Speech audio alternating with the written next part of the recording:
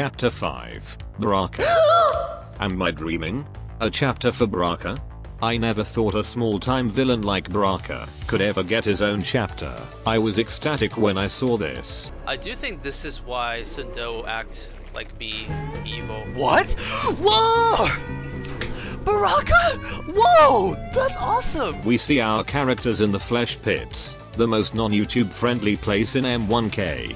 Our heroes plus Baraka are locked in the cage. Baraka then talks about his past to calm Kenshi a bit. I was doing well, trading goods up and down the Varta coast. Fun fact, before Baraka was a successful merchant, he was a soldier known as the Daybreak's Tribune. You're the Baraka who was the Daybreak's Tribune? Which also means that he worked for General Shell.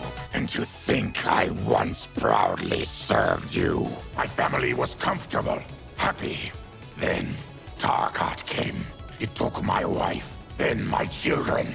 So, there is a weird theory that came from this. The bald dad in the prologue could be Baraka. They both lost their children. They both are voiced by Steve Blum. And they both are bald. Not much merit in this theory. It's nothing! But it's a cute theory nonetheless. You can also get a cute intro dialogue, where Baraka tries to cheer up Kenshi. It's been said, better to be blind than to see a Tarkatan. That's a horrible saying, Baraka. The rest of the group wake up and see the horrifying demonetizable stage. When did we take the left turn into survival horror? This ain't the Crypt, Johnny. Reminds me of this cheap-ass film I did in my early days. The Flesh Pits. Johnny is not only good at making jokes, but also good at predicting the stage names. And then, in comes the best character in this entire franchise. Oofy! Here it is, guys. The game is going to be good now. However, before we get to that, I think it's time for a segment you all know and love. You know, I wonder where Reptile, Ermac, and Ferrator are when all this was happening. So like, do any of you keep track of how many times me and Tor have won? No, fuck off. But hey, we're in 3D again. That means Sonic XD has a budget for this video. We prefer when the series had a more consistent art style. Up, whoopsie daisies, full house! I guess it's time for you boys to pay up! Not in this timeline, Farrah Walter Smith. What the? Who the heck are you? And how does he know my real name? I'm Reptile, but from the new timeline. And you see, the biggest difference between now and the past is that Chronica is 6 feet under. No more time manipulations from you, tiny-sized bitch. Take my acid! Satoru! Tokyo Tomare!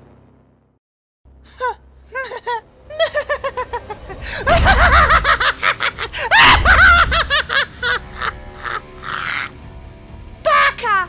あのハゲビーチワイナイにしても俺はまだザトールドがあれじゃ時を止めるお前の無駄な期待はここまでだ次にお前は無駄無駄トリュー無駄無駄何バカなまさか同じタイプのスタンダ手ねおばい全然かわいそうとは思わんお前が倒せ俺のスタンドとともにコントロールオラオラオラララララララ We feel bad for the people who haven't been following the Poker Ski saga and have no context for this season finale whatsoever. Arrivederci. Wow, I can't believe it. After 8 years, he actually won. He's actually going to be in the next Mortal Kombat game. Well, I guess it's just me, Tor, and you, Ermaki. After that epic battle, Syzoth checks on the prisoners and explains why he's working with the bad guys. He has my family. He'll kill them if I don't obey. Syzoth then goes on to explain why Shang Tsung forced him to be his slave. Why did he pick you? So he could learn how I shapeshift. Shang Tsung learned shape-shifting from a Zaterran in this timeline. Syzoth in reptilian form gets bigger in size, yet for some reason, he looks tiny here. Little baby man. Little baby man. Shang Tsung shows up and says he's going to dissect them all, and then he leaves. Hello, my name is Princess Jane. I would like to show you some tricks. I hope you enjoy it. So, how do they go about preparing the vivisection? Maybe drugging them? Shoot them while they're behind bars? Or how about releasing a dozen hybrid Tarkatans and then release the heroes so they can have a messy fight? An astute strategy. Truly, I could not have devised a better one. Then an all-out brawl begins. Baraka stands there and does nothing for 4 seconds. And Kung Lao stands there and does nothing for 10 seconds. Help out Kenshi Baraka, he's just right next to you. Kenshi and Johnny get thrown into the electric chamber, and just as Kung Lao is about to be thrown into, one of the Tarkatans gets distracted by the other chained up man, and starts rubbing his face all over him. And now we transition into the gameplay. You fight against 5 Tarkatan clones. With a K, by the way. Fighting multiple characters with less health at once is not exclusive to the story mode. You can also get it in invasions mode. If you go all the way to the right of the stage, you can see Johnny and Kenshi locked in the chamber. The Flesh Pits is the second returning stage in the series. It first debuted in MK9. The biggest difference between the two is that the M1K version is way more grotesque, whereas the MK9 version has naked Melinas. So it's really hard to determine which one is better. The third round theme of this stage goes fucking hard, by the way.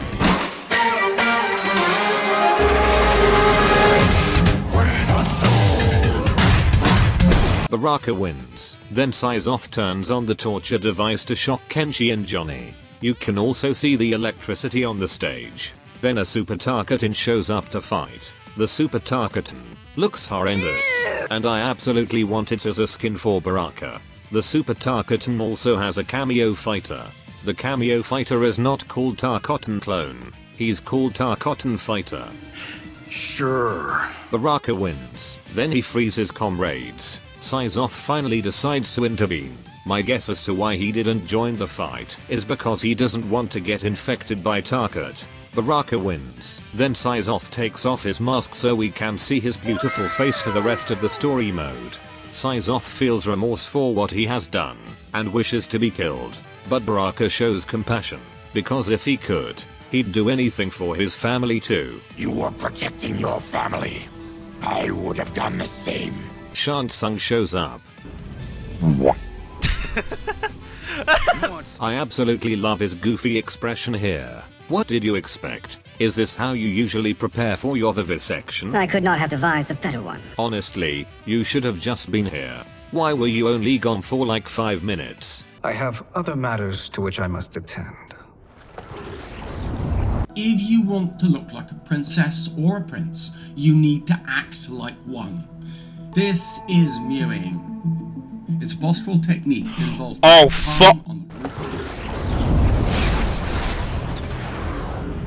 The fuck? Oh my. Johnny with a sword? What are you going to do? Clean the Tarkatan's teeth with that? Syzoth, you Then Shang Tsung uses the OP Windbreaker Talisman. Cheer up, Syzoth. I'm reuniting you with your family. Unfortunately, Syzoth's family has already been killed, making everything he's done here pointless. Princess Jane.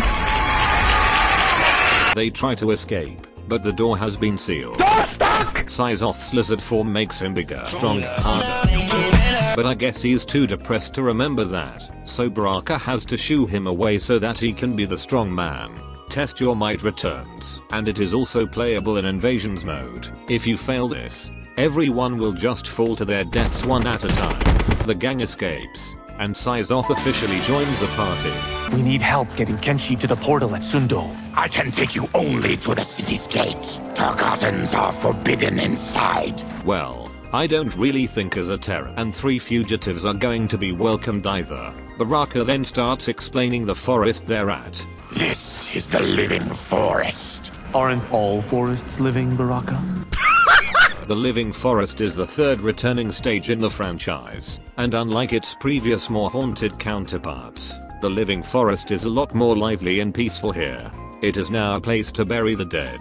The trees house the souls of Outworld's people. Perhaps this is why they have faces this time. knows that Terrans are buried here, because Outworld people don't like lizard men. I just didn't like you. But the one thing that bothers me is that Tarkatans aren't allowed to be buried here too. Tarkatan souls are not allowed in the living forest. We can't risk infecting the honored dead. Wow. Sindel believes that Tarka can infect the dead souls. She just might be more racist than KK. Filthy Tarkat. Syzoth then goes on to explain how he met Shang Tsung. It's kinda long, so I'll cover it in the reptile episode. Suddenly, they hear screaming. Reptile transforms into a green lizard with a thick tail and elongated arms. They see Michelle Yeoh killing a bunch of Tarkatan hybrids.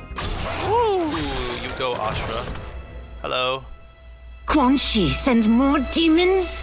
Demons? Demons? We're not. Then they fight. The living forest has a nice sunny variation, and also a windy stormy variation. Both look quite nice. The living forest is also the only stage to have a remix of the original song. It's still a bop. If you lose to Ashura, it will state that you will be killed by her. How slow is your fucking backup? They calm Ashura down. Calm down! And the reason she attacked them is because she thought they were demons from another realm sent by Quan Chi. Okay, if you thought the Tarkatan hybrids Shang Tsung sent and Baraka are demons, fine. In the old lore, it was stated that Tarkatans were a species mixed with Outworlders and demons. But you thought the lizard boy was a demon? Is your idiot brain getting fucked by stupid? In the Midway timeline, Ashura mistakes Ermac and Nightara as demons. So I guess this is just a running theme with her. He's a Terran. I am a Denian. Edenian? That's an interesting change, but I still don't really know what Edenia is in this timeline. It's either another realm, or a place that's part of Outworld, and I'm leaning more towards the latter, because the rulers of Outworld are all Edenians. I am a Denian, or I was before my Tarkat affliction. Baraka my dude, I don't think you change nationality if you have Tarkat. Apologies. I'm glad I've caused neither of you permanent injury. Permanent injury. Permanent injury. Permanent injury. Permanent injury. What is that? Just keep swimming. Then Ashura joins the party, and now, they are off on a new mission, but I'll talk about all that and Ashura in the next episode. Welcome to the Double ID, interesting intro dialogues, where we look at character intro dialogues, to gain more information about the current chapter we're on. Despite the flesh pits being heavily associated with Shang Tsung, Quan Chi was the one who made it. It was you who built Shang Tsung's vivisection chambers. Who else could devise such a treasure? Omni-Man might be able to treat Baraka. Viltrumite medicine could cure your disease. What strings are attached to that offer? There is one advantage of having Tarkat. Vaternians have no appetite for Tarkatans. Finally, a benefit to my disease. Baraka learned his fighting skills from an interesting individual. Your martial arts style is unique. It is the way of the Asgard. Defenders of the Realm mentioned. Best bird boy for the win. Let's break it down.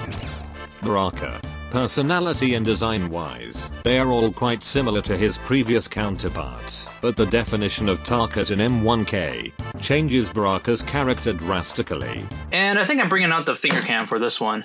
Not for a rant, but because I feel like I can express my emotions better through the finger cam way. Warning. Warning. Sonic RXD is about to pour his heart out on Baraka for the rest of the video, which could be boring. So I'll be playing MK Subway Surfers on the side to entertain the Zoomer TikTok brains. Now I'm going to be asking one very simple question, and this question will ultimately lead to how I feel about Baraka. And the question is, why is he doing all of this? I'm sorry, that might be a bit too broad, so let me be more specific.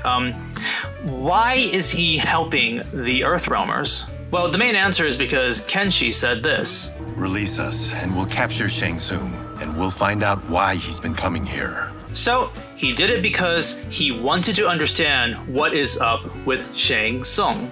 Well, after Chapter 4, he did still stick around and help out the heroes and stuff, so I would say it's a bit more than just investigation, but regardless, the main reason he did it is because he is trying to help the Tarkatan colony.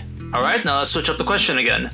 Why is he helping the Tarkatan colony? In his bio, it states that the colony was in disarray and that the Tarkatans have given up and are ready to die. But Baraka stood up and became the leader of the colony to help better the lives of his fellow Tarkatans and become the defender of the Tarkatans.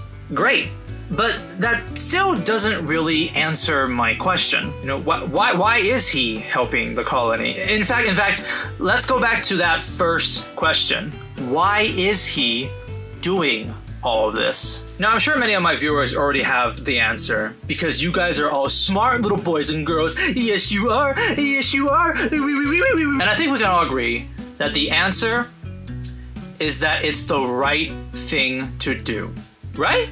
I think that's a fair answer. But you see, this is where things get complicated. Like, if this were, say, Raiden in this timeline, I would have no issues whatsoever giving this answer to Raiden. Raiden is the goodest goody good boy in this story, so I would have no problems giving it's the right thing to do to a character like Raiden. But this is Baraka, the brutal, savage Tarkatan. Specifically, this is Mortal Kombat 1's version of Baraka, where he pretty much lost everything. He lost his life, he lost his family, and most notably, there is no happy ending waiting for him. He will decay, he will deteriorate, he will lose his mind, and then he will die. So, I ask again, why is he doing all of this?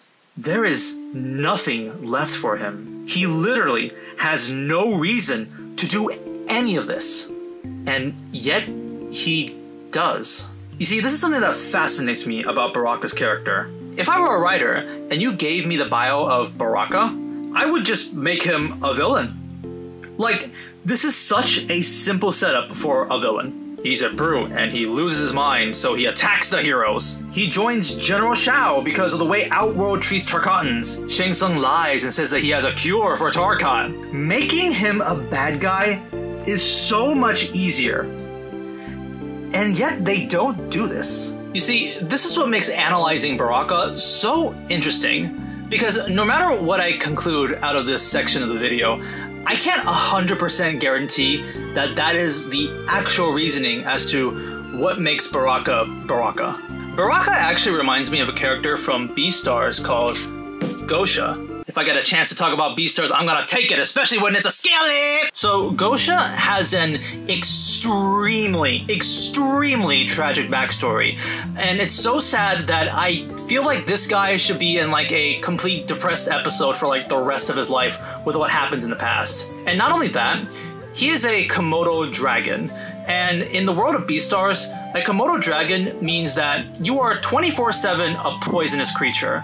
And that is the outlook that society looks on you. And because of that, even Gosha himself knows that he has to be very careful around people. He tries to make sure that he's isolated from other creatures. He doesn't want to like accidentally poison other people. And society treats him like a monster. And he believes that himself too. So with all these in mind, what kind of a person do you think Gosha turns out to become? Oh, is he bitter towards the world because of the way he's being treated? Is he constantly angry? Is he constantly depressed? No. Gosha is somehow the most caring, humble, nicest character in the entire series, who cares and loves his grandson, and in general is like one of the best characters in the series. In fact, there is another character in the series that is also a Komodo dragon, and he's just a mafia boss. Like, he uses his poison to attack others, and, you know, kind of a perfect setup for a character like a Komodo dragon should be. Yet Gosha doesn't do that. He doesn't go that route at all. Now, if you thought my Beastars comparison was weird, then let me talk about the Bible. Okay, I know I'm unironically doing the person recites a quote from the Bible to make his own point stronger thingy, but I really do find one of its stories to be really related to the topic at hand. And that story is Job. Now, this is a pretty well-known story. God takes everything away from Job to test his faith, and in the end, he gives double of what he took as a reward of Job's faith. The moral of the story?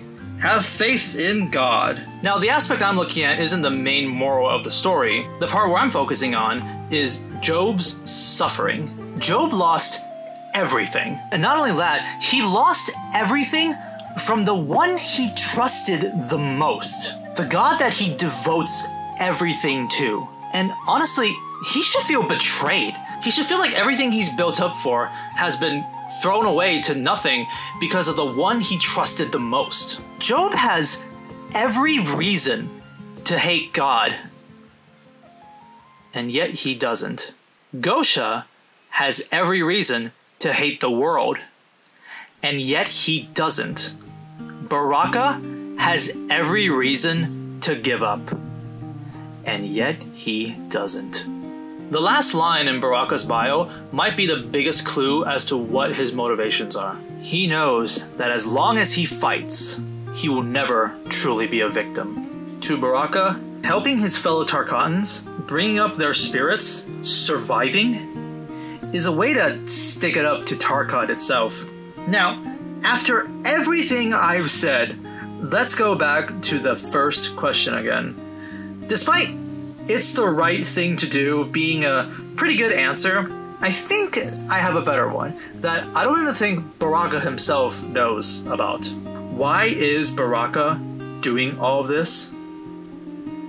It's because he's genuinely a good guy.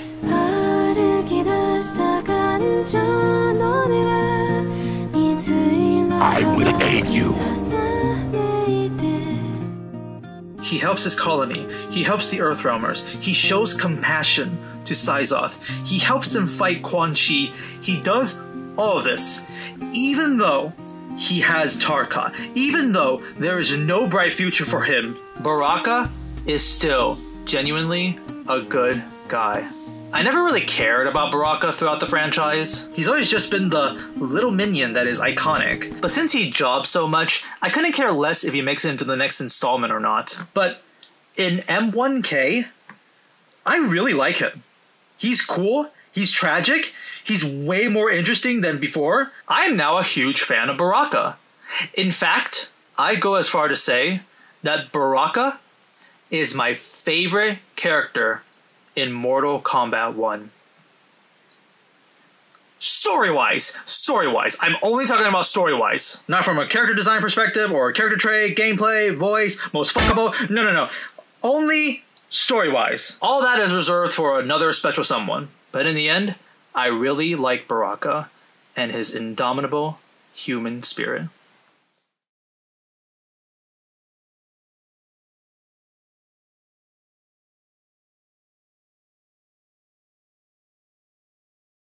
Oh, she's 2D? Lois? Spin around.